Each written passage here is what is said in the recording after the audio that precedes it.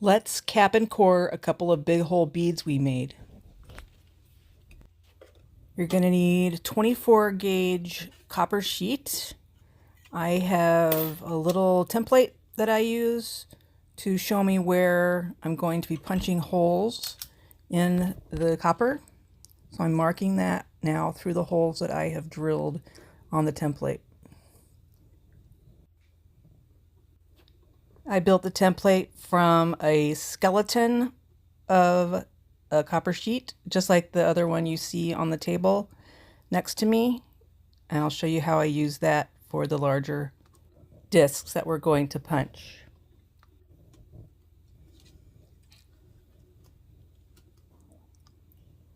I only did half the holes on that template, so you just turn it around and mark the rest of your sheet. But I'm going to do larger discs on this sheet as well, and this template is just a skeleton of the discs that I've punched out before, and I'm just eyeballing the centers and marking where those are.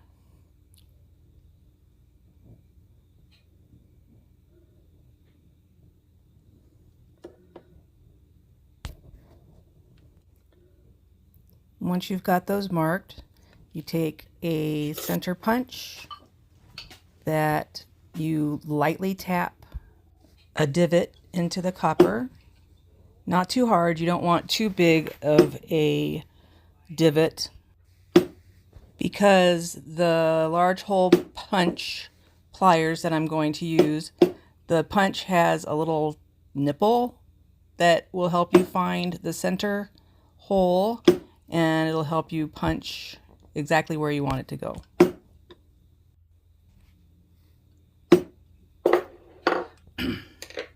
This is the EuroPower large hole punch pliers.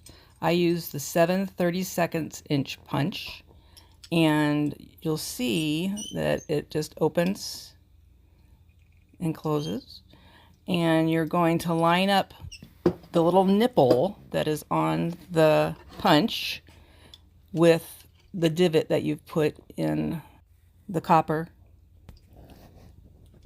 Again, if the divot is too deep, it's really hard to find. So just a light tap with your center punch. Find the divot. You gotta eyeball it sometimes and squeeze, and there you go.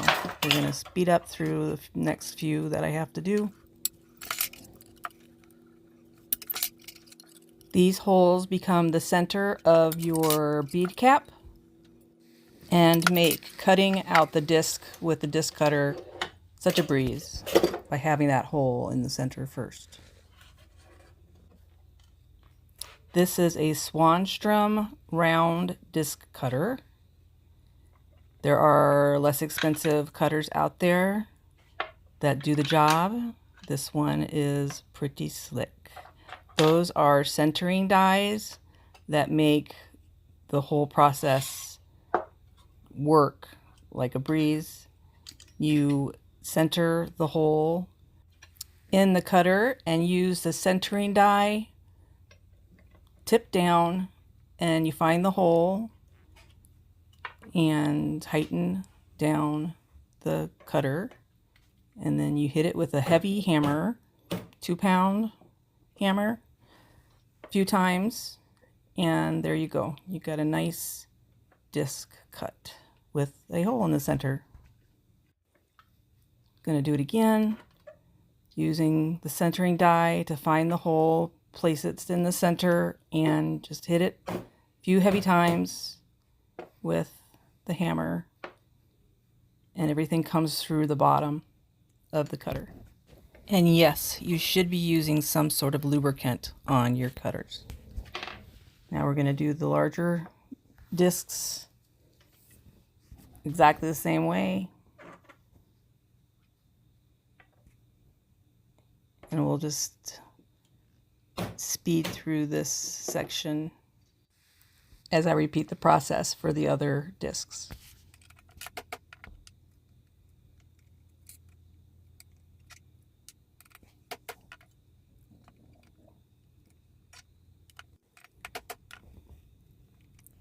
And there you go. Next up, we're going to use a Harbor Freight dapping block. They call it a doming block that I have numbered with the typical half spheres that correspond with the curvature of each cap that works with the different beads that I am going to make. So I'm checking the size of the cap, the curvature, to see which one works the best with the curvature of the bead. And I am happy with 5 on this one. And I'm going to check the next one. And just eyeballing which curvature of which cap works the best for this bead too.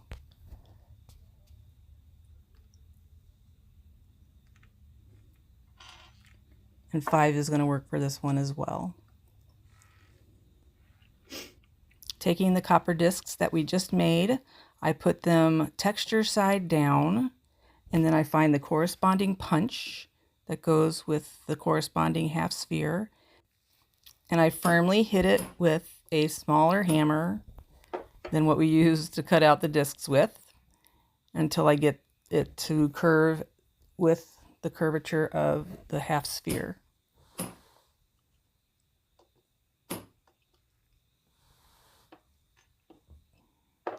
These have 2 large caps and 2 small caps per bead. They're layered.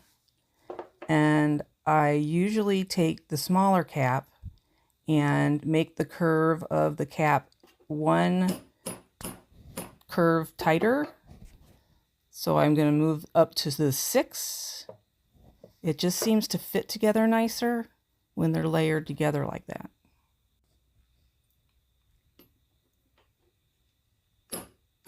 If you have a texture on your bead cap, the more you hit it in the half sphere, obviously, the more you're flattening out the design, the texture. So just do what you need to do to get it to curve. Usually 2 or 3 hits will do it, and the texture is great.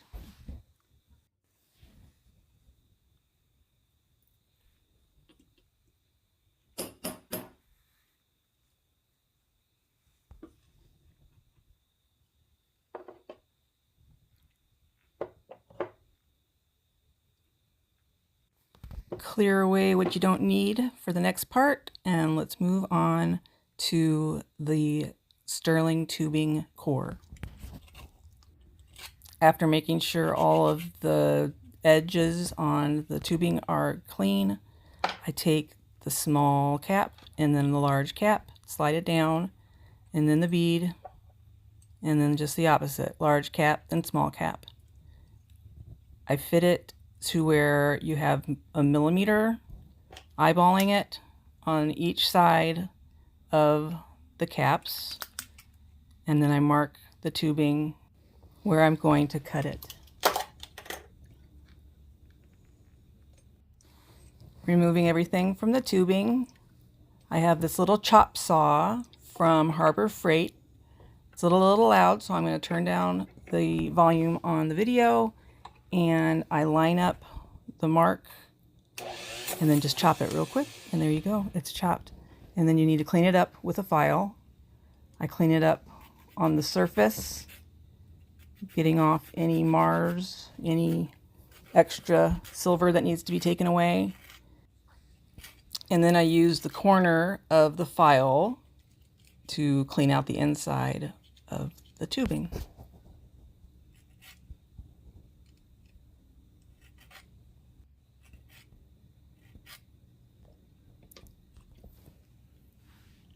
This is a bead press by Nortel, and I'm going to take the first piece of tubing and place it in the bead press. I'm going to pull down on the handle just a little bit to flare the top of the tubing just slightly, but not enough to flare the bottom of the tubing.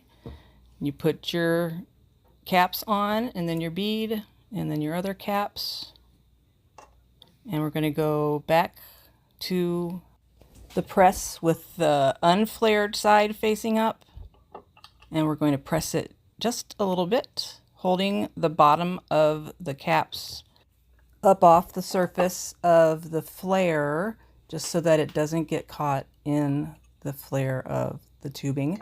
And you're going to turn it over and go a little bit more, holding the bottom up just a hair, a little bit more, pressing, not a lot of pressing. You're going to go back and forth a little bit at a time. If you go too much, you will split your tubing, so it's just a little bit at a time. The top piece going into your tubing is flaring the depth of your tubing.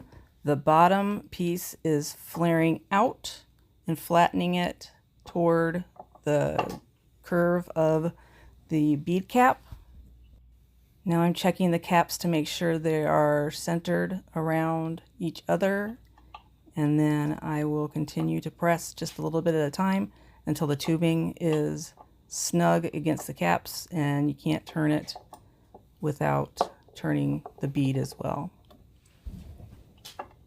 Next bead, same thing. I'm adjusting the handle so it's more at a 45-ish degree angle, a little easier to pull towards you just a little bit, flaring the one side, and then adding your bead caps and your bead, holding it all together so that it doesn't fall apart because it's not flared enough yet. And then you're going to flare the top, holding the bottom of the caps off the surface of the flare on the bottom, just to keep it from trapping itself the wrong way. And then you're going to flip it and do the same thing, a little bit at a time, not too much. Don't want to split your tubing. I swear this will work.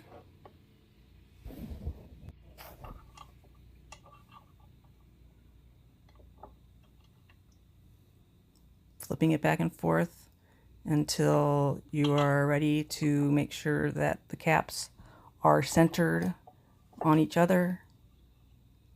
And then you finish the job of tightening everything together.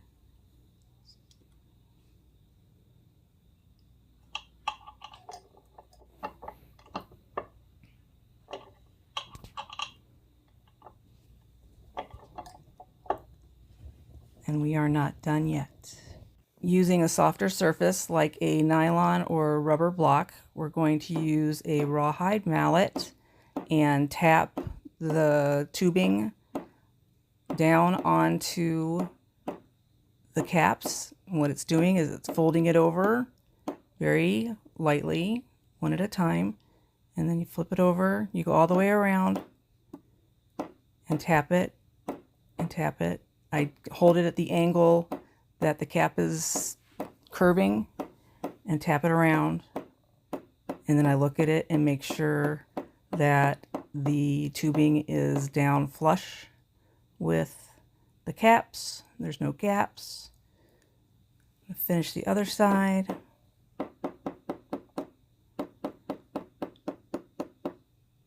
And we will do the other bead. It looks good.